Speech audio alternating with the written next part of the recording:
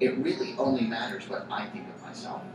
It really only matters if I'm comfortable with me at night when the doors are closed and the windows are shut and there's no one else around. If I can be comfortable in my own skin and accept me for everything that I am, then I can get past everyone else's issues. The story of Double Dick Dude, this week on Upvoted by Reddit.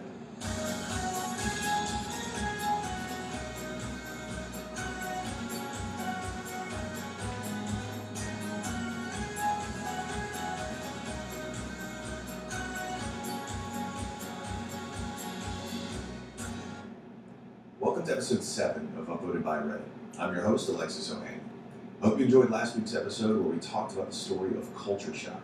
If you haven't listened to the episode yet, check it out at upvoted.reddit.com and then let us know what you think.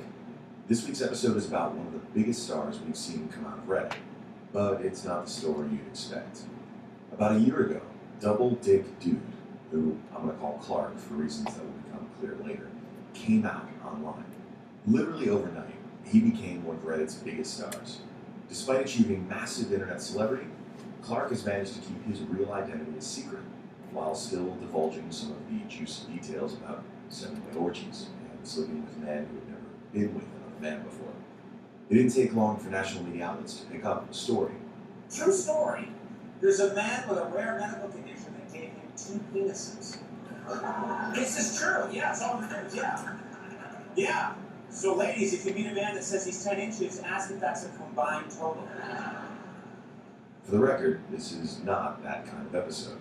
But if you're curious, you can read all about Clark's sex life and some very not safe for work photos on his Tumblr at diphalicdude.tumblr.com. That's DIPHALLIC dude.tumblr.com. Or visit the Reddit AMA that made him famous. A year later, Clark's back in the spotlight with his memoir, Doubleheader, My Life with 2 Dicks.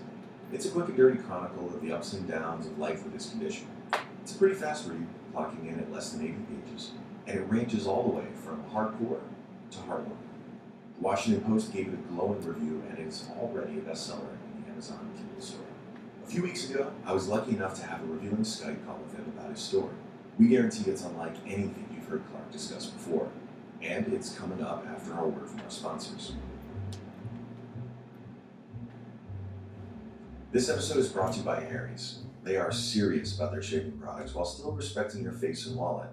Their kits come with handcrafted, high-quality German blades at a fraction of the price of big brand razors. Their starter set is an amazing deal.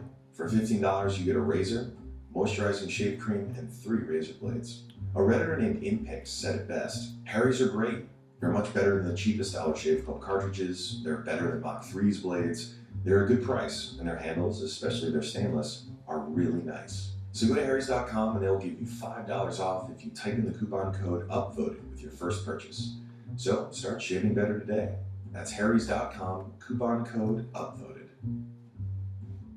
This episode is brought to you by NatureBox. NatureBox is a terrific subscription service that sends you great tasting snacks right to your door. NatureBox is wonderful for the home, office, or even when you're on the go. They sent me a box to check out, and my girlfriend and I really did enjoy it. I especially like the Sea Salt Sun Crunch. It's a mouthful. See, get it? You can get your first NatureBox for free right now at naturebox.com/upvoted. That's naturebox.com/UPVOTED. And now back to the story of Double Dick Dude.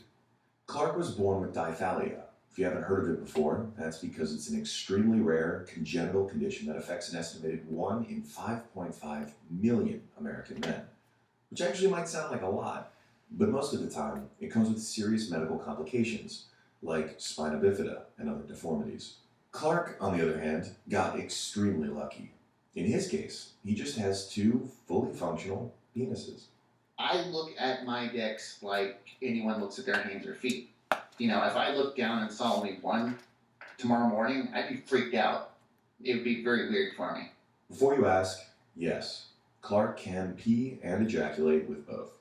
He identifies as bisexual, has allegedly had sex with over 1,000 people, and he's single now. Despite putting all this information out there for public consumption, Clark says he's actually pretty discreet, and that's why he decided to stay anonymous. In real life, if I'm not going to bed with someone, they're not going to know. I just don't talk about it. I mean, Most people don't. Most guys don't find a way to make. Well, I've met some guys who do, but most guys don't sit there and find a way to make every conversation about their dick. They just don't. Besides the ones who are obsessed, and usually they've got issues. Although you might think that someone like Clark would be the one with issues, that just wasn't the case. As a kid, his mom and dad were careful never to make him feel embarrassed or ashamed of his body, but they'd still warn him to keep his private parts, well, private. When my parents brought me up, it was, you're special, you're unique, don't play doctor with anyone, don't take your pants off in front of anyone, don't let anyone see them, because you might make other boys feel bad that they only have one. So you don't want to hurt anyone's feelings or make them feel bad because they don't have two like you do. So that stuck with me. So, for most of his life, Clark kept his condition more or less a secret, until one day, everything changed, and he suddenly decided to go public. It was completely a fluke. It was not planned at all. It was spur of the moment. It was just one of those things where it was like, why not? It literally was just like a why not? I mean, it was just after Christmas of 2013. My ex and I used to look at a Tumblr blog that was full of some really graphic stuff. And he was all like, you gotta send a picture. See what they did? I was like, I don't send pictures. I don't even take pictures of them. He's like, yeah, I did. It was completely a fluke. It was not planned at all. It was going to the blog that we were browsing, and the owner of that blog asked me a bunch of questions. I was like, sure, why not? So I answered him. And then it blew up so much that it ended up on Reddit before I did. And my ex-boyfriend and girlfriend were on Tumblr, and they knew about Reddit. I didn't. So we were clicking links and looking at people talking about me on Reddit. And I was like, what is this? And they were like, oh, it's this really cool site where, you can be updated on all this different stuff. And I was like, I've never been here before. And then that's when everyone was like, you gotta do an AMA, you gotta do an AMA. I'm like, oh, how do I do that? And they said, just go here, type this in at this thing, and make sure you have photographs, and then just sit there and answer the questions. And I did that for 48 hours straight. On New Year's Day, 2014, Clark sat glued to his computer, answering as many of the 17,000 comments as he possibly could. And of course, there was the, you want to have sex questions, which is funny. Those make me laugh. And then you're full of shit. I was really prepared for people not believing, which was fine. It didn't matter. It was the ones that people genuinely were asking this or that made me go, whoa. And it was the whole, when did you know you were different? And that's when I really started thinking about it. Getting a lot of the questions really revealed to me just how different and unique my situation is. So when people ask me, when did you realize it? I'm like, I really didn't realize. Actually, I can honestly say, I think I realized just how different I was with the whole Reddit thing. That's when I really realized just how different it is from the average guy. Beyond the obvious, yes, there's two. But the perception of it, people think so much more about it, or they assume things about it that I've never even thought of. Have you ever tried doing this? I'm like, I never thought about doing that. What did it feel like going through that extensive interview process and suddenly having this, internet fame? It was scary. It was really scary. Clark's AMA quickly became one of Reddit's most popular ever. The only three people who beat him, Barack Obama, David Attenborough, and Bill Gates. There was a moment where I actually said, I feel like I want to get underneath the bed and not come out, because so many people, I was on every website. I saw on the Huffington Post that year, I was like, oh my God. I'm just like, holy crap, what? And then Rolling Stone and Cosmopolitan and Jezebel and Yahoo News, and then I was all over the Daily Mail, popping up in Australia. I literally didn't want to go outside. I was afraid that everyone would be looking at everyone's crotches to see who had, a larger than average bulge. It freaked me out. Then it started calming down after a while. I was like, okay, I can handle this. What freaked me out was hearing people talking. What freaked me out was hearing people talking about me. And I was just like, oh my God, are people actually talking about this? It blew me away, because I was just like, holy crap, it's real.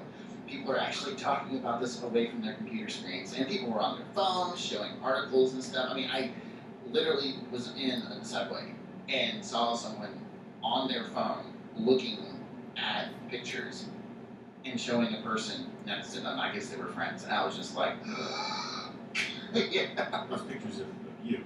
Yes. Yeah, exactly. Yeah, so I was just like, holy crap, I'm standing right next to them. That's when the whole Superman angle kind of like developed in my brain. It was literally like, I'm standing amongst all these people. Probably, if there was 10 of them, probably 6 or 7 of them didn't even know about me, which was fine. But the people who did had no idea I was standing right there. I was like, that must have been what Clark Kent would have felt like, standing there in his hat, his glasses, with his jacket in his arm on the subway, standing next to Lois. They didn't know that he's Superman. Granted, this may sound a bit extreme coming from a man whose superpower is essentially his crazy, kinky sex, but imagine how that must feel. What he's describing is most of our worst nightmares. True, Clark exposed himself, literally, but he had no way of predicting the overwhelming response to what he likes to call, I quote, the little anomaly between my legs. Somehow, though, he simultaneously managed to maintain his privacy, which must be what keeps him sane. After the break, we'll hear more about why he calls the internet the 21st century freak show, and how he went from finding it totally terrifying to surprisingly empowering. This episode is sponsored by Casper. Casper is an online retailer of premium mattresses for a fraction of the price. The mattress industry has forced consumers into paying notoriously high markups.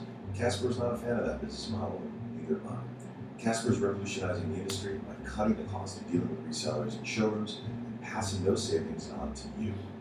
And their mattresses are also great. They're a hybrid mattress that combines premium latex foam with memory foam, so they're very comfortable. They also have a risk-free trial and return policy. Try sleeping on a Casper for 100 days with free delivery and painless returns. This is what a Redditor named Dukeltrons has to say on the matter. Quote, just returned my Tempur-Pedic and purchased a king-size Casper. Price point is hard to beat. My wife and I were also concerned about the chemicals in the mattress, which Tempur-Pedic tells you hardly anything about. Casper is very forward in this information and has taken many steps to make it an eco-friendly and safe mattress to sleep on. Well, if you can't trust Dukeltrons, who can you trust? You can get $50 toward any mattress purchase by visiting casper.com/upvoted. Go ahead, have a good night's sleep. Go to casper.com/upvoted and get started today. And now back to the story of Double Dick Dude. We all have our various online personas. Clark's alter ego is obviously at the extreme end of that spectrum. So I was curious what he thinks of the internet given his extraordinary relationship to it. Does it help people like him gain acceptance? I guess the way I look at it, the internet is the 21st century freak show. It's the kind of stuff that you'd pay 25 cents to see on a roadside somewhere in the country back in the 1950s. So back then, they were able to control their own narrative by being in groups with each other and traveling. God loved those people. Those people didn't have anyone to help them, so they to join together, because if they didn't, they'd either starve or they died from medical complications because no doctors would treat them because they were too weird. So they joined together and they only had normalcy in their life because of their being in a group together. I look at it from the perspective of I'm controlling the narrative because I can choose to acknowledge or not acknowledge comments. I've had some really nasty, mean things said about me, tweeted at me. I mean, really terrible stuff. They always say, don't respond to your detractors. Don't acknowledge the people who say nasty things about you because you're just giving them more attention. And that's all about the narrative. It's controlling your own narrative. I avoid being exploited by controlling how I'm presented. Now, I can't control people's viewing. I can't control people's opinions. I wouldn't want to.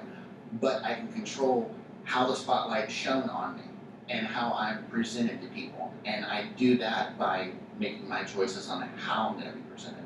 And everyone else is free to make their decisions after that. They can believe I'm fake. They can believe I'm real. They can, believe anything they want. Because when you get down to it at the end of the day, the reality of me and my condition isn't reliant upon other people accepting it. It exists whether they do or they don't accept it. So it doesn't bother me if they believe me or not, or if they hate me or not, whatever. That's their choice. But I control the narrative by acknowledging or not acknowledging various aspects of the whole situation. After everything that's happened to him, Clark knows better than anyone the internet itself isn't good or bad. It's just a tool that he uses to tell his own story on his terms. But unfortunately, that same tool can just as easily be used to hurt people. Everyone's so quick to point a finger, make fun of someone, tell someone that they suck or they're trash, or talk about them behind their back on the internet and think that they'll never see it. It's the zero accountability that people have because of the internet, that everyone is just attacking each other. And it's like, no, we need to have some sort of positive impact on each other if we're going to make it out of this. Despite the trolls, Clark's AMA definitely had a positive impact. In fact, it was that outpouring of gratitude that made him want to write his book. I've got messages like you wouldn't believe from people who said whatever it was, whether I feel like I'm overweight, or I'm underweight, or I can't gain weight, or I actually have 3 nipples, or my hairline, I'm only 19 and my hair is falling out and I feel horrible about it, or I actually have 6 toes. And that blew my mind because they said, thank you for putting yourself out there and being positive with it. And that's when I realized I didn't actually put myself out there with the intention of doing any of this. It happened. And that's when I thought to myself, I should write a book, because I get thousands of questions every few months from guys who are coming into understanding their sexuality, to girls who are discovering their boyfriends might be bisexual. And then having guys and girls both message me and say, thank you for being so positive and being bisexual, because they don't know how to do that. They don't know how to be themselves because they've got friends who have said that they just didn't want to choose a side because they didn't want to commit to any one thing or another. And they were like, you actually put it in a way that I understand it.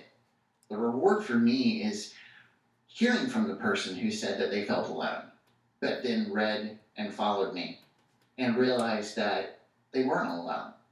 Everyone is so dead set on pointing a finger at someone else for something, or this or that, whatever it is, making fun of them because your earlobes connect to the side of your jaw, they don't hang down, you get that weird earlobe thing. It's like, why would you, something so insignificant as that, when in reality we're all the same on the inside, and we're all trying to figure out where we're going to go in life, what we're going to do in life. And if we can just have compassion for each other while embracing individuality, it would have such a massive impact. The truth is, everybody's insecure about something. We're all learning to accept ourselves, and in a way, that's what makes us way more similar than different. Not that Clark was always so confident. He even considered having one of his penises removed because it turned out high school is twice as hard with 2 dicks. We've already heard a little bit about how Clark's parents taught him to accept his body from a very young age, but they also continued to be supportive throughout adolescence and into adulthood. Take, for example, the way Clark's mom dealt with an especially insensitive doctor. I remember that like it was yesterday. I've had the same physician for most of my life. I'm only 25. So the guy I see, it's no surprise to him. Clark's regular doctor wasn't available, so he saw someone else. And he came in and he looked down, saw them, and just kind of was like, just a moment. He acted chill about it. I remember him being really chill because it kind of came across like he forgot something. And he left. And then he came back in, and all these people came in with him. And I felt weird. I didn't feel bad. I just felt weird about it.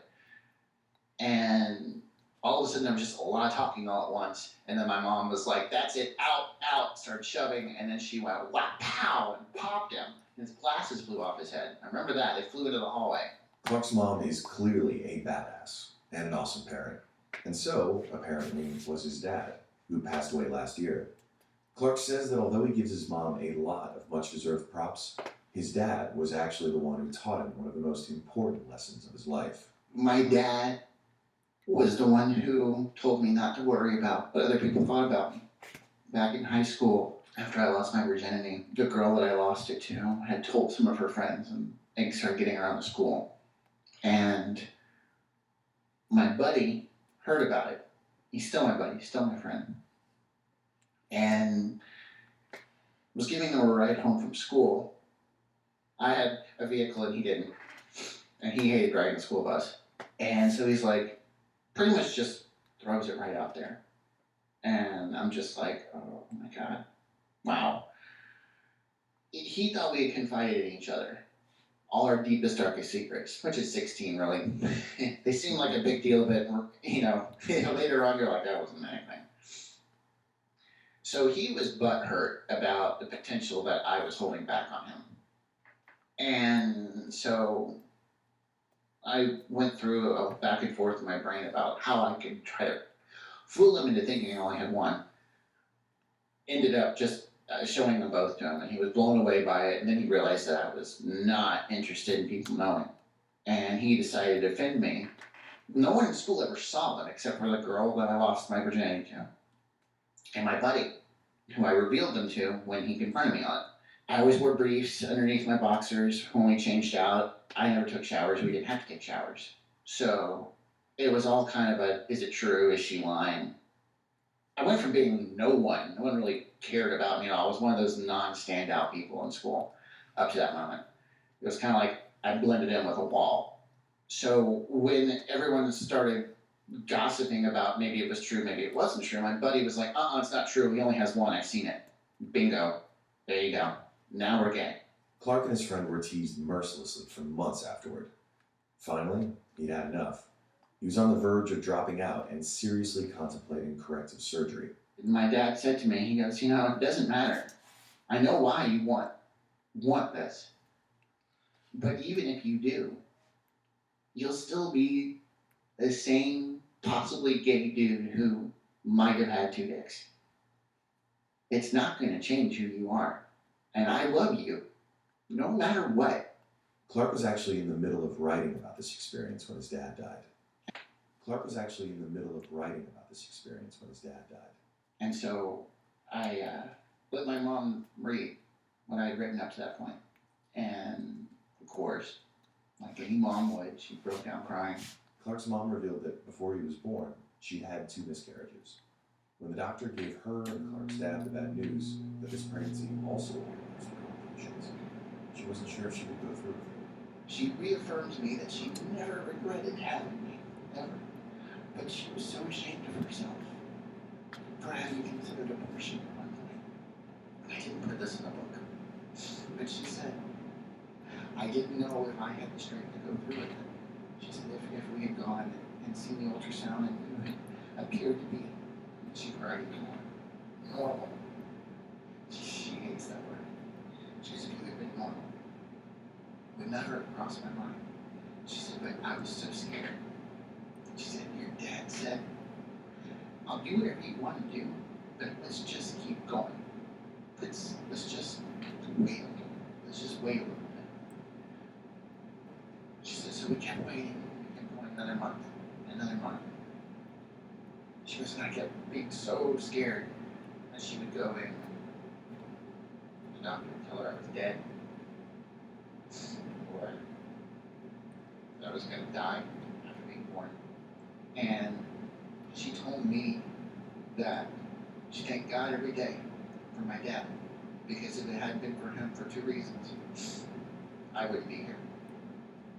Obviously, the conception of me, and then him telling her that it'd be okay, just wait it out. So yeah, my mom is awesome, but my dad deserves a huge, huge thunderous round of applause from across this entire planet, because without him, I really wouldn't be here. There's an old sock in the nuts that just takes the whole mood all the way. Wow, yeah. It's those orgies. Before I could let this interview come to an end, Clark wanted to discuss the greatest gift he'd ever received. It's love. When you love someone, you give them the freedom to be themselves. When you truly love another person, you're giving them that amazing chance to express themselves and not have to worry about whether or not you're going to dislike them. You may not agree with them. You may have issues with some of the things that they say or do, but you still love them. You accept them. If you can love someone, you will do them so much better. Better than you could probably even imagine. Coming from a guy with 2 dicks, I know that it sounds cliche and silly, but that's the thing that someone recently read my book and was like, this just doesn't make any sense with the interviews I've been listening to. And it's like, yeah, because when you're talking to me, this is the me that I am that no one knows has two dicks. It's like literally Superman and Clark Kent. But that's why I tell people, if you knew me in person, you wouldn't know that I'm the dude on Twitter and I was on Reddit and all that other stuff. You just wouldn't. You know, if we're just friends, you'd never, ever know. Up next, you'll hear my closing thoughts. A special thank you to Clark for opening up and sharing his story. But first, let's take a quick break to thank our sponsors. This episode is sponsored by NatureBox. NatureBox is a great subscription service that sends you delicious snacks right to your door. NatureBox is wonderful for the home, office, or even when you're on the go. They sent me a box, and I was so happy I became a subscriber. NatureBox is nutritionist approved with 0 artificial flavors, colors, or sweeteners. It has 0 grams of trans fats and no high fructose. I mentioned the sea salt Sun Crunch earlier, and I also really enjoyed the dark cocoa almonds. A Redditor named Wellesley said this about NatureBox. I've had NatureBox for over a year. It is definitely worth it by a amount. That's in my opinion. The only challenge is trying to not eat the whole box in a day. You can get your first NatureBox for free right now at naturebox.com/upvoted. It's free awesome snacks for your belly. Go to naturebox.com/UPVOTED. I don't know what you expected when you saw this episode's subject, but I hope you were pleasantly surprised. In a less connected time, what people perceived of as normal was far more confined. But with an internet connection, there are no limits. What is normal anyway? The same technology that lets us connect and empathize also lets us jeer and gawk. But it's clear that for Clark, he's used it to empower himself. Before the internet, Clark could have been relegated to a chapter in Ripley's Believe It or Not. But he's a person, not a spectacle. Clark's physiology is rare, but his attitude is what really makes him special. He's learned so much in a short time, and is eager to share those lessons of self-acceptance and compassion with all of us.